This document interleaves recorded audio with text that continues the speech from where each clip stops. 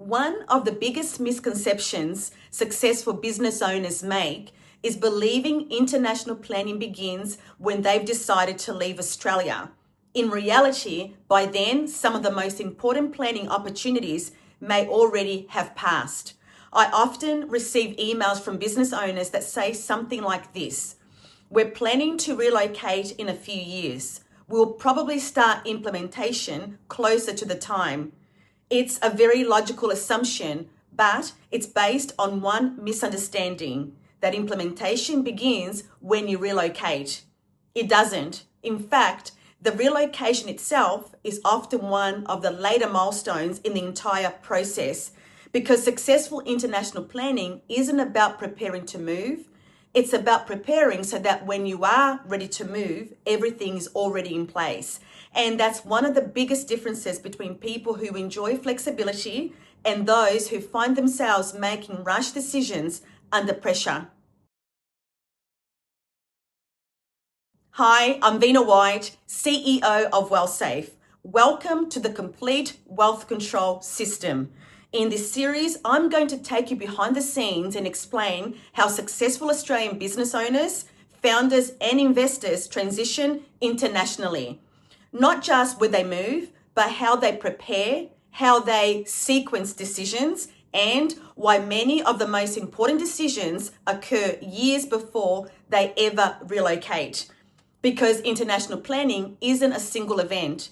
It's the practical implementation of the options you've been creating long before you ever relocate. It's a carefully managed transition. Many people think international planning starts when they book a flight, or when they've sold their Australian assets, or when they've finally decided where they want to live. If you're thinking along those lines, you're certainly not alone, but that's rarely how successful international planning works. By the time someone is ready to relocate, many of the critical decisions should already have been made, because relocation isn't where the strategy begins.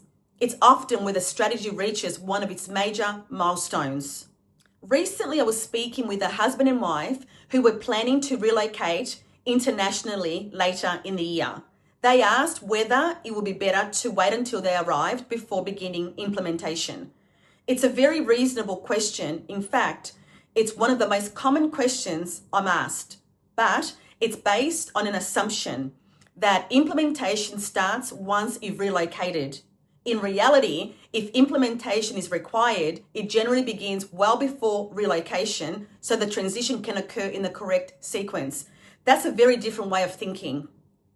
For clients who choose to proceed with implementation, before they relocate, we may already be reviewing ownership structures, planning their future residency position, considering banking arrangements, reviewing succession planning, assessing Australian tax implications, designing international structures, preparing documentation, establishing the framework that supports their future position.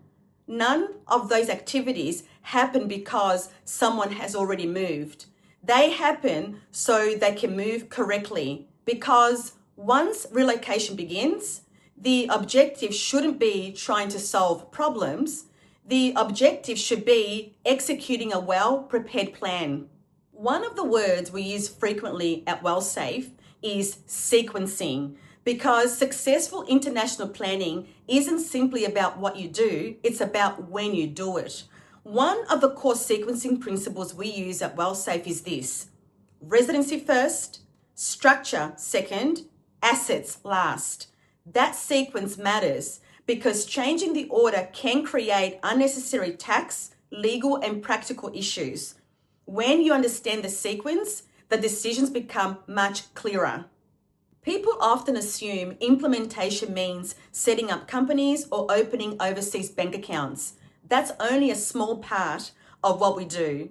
The Complete Wealth Control System is built around 3 distinct stages. The first stage is strategic advice. That's where we help clients understand their options, identify the key considerations, manage the risks, and determine the most appropriate pathway based on their objectives. If a client decides to proceed beyond that advice, implementation becomes a separate engagement. That's where the agreed strategy is carefully executed in the correct sequence. Following implementation, many clients continue with ongoing governance as their circumstances evolve over time, because successful international planning isn't built around isolated transactions. It's built around a coordinated system. Most of our clients don't engage us because they're boarding a plane next month. They engage because they want clarity.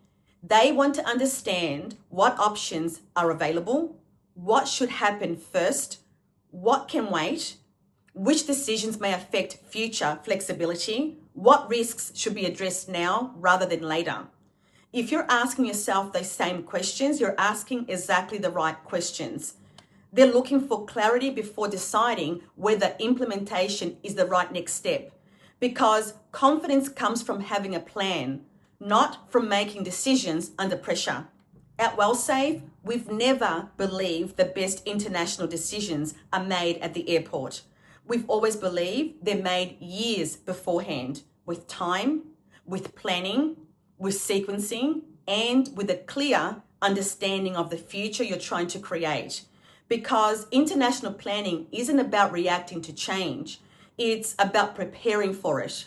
If you're thinking about creating international options, even if that decision is still several years away, you don't need to decide on implementation today, but you should start understanding the pathway, because the relocation itself is not the beginning of the strategy. It's often the result of the strategy.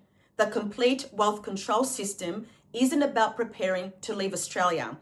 It's about preparing so you and your family have the freedom to choose when, where, and how your next chapter begins. That's the difference between reacting to change and creating options before you ever need them. I'm Virna White from WellSafe. I hope this episode has encouraged you to start thinking differently about your future options.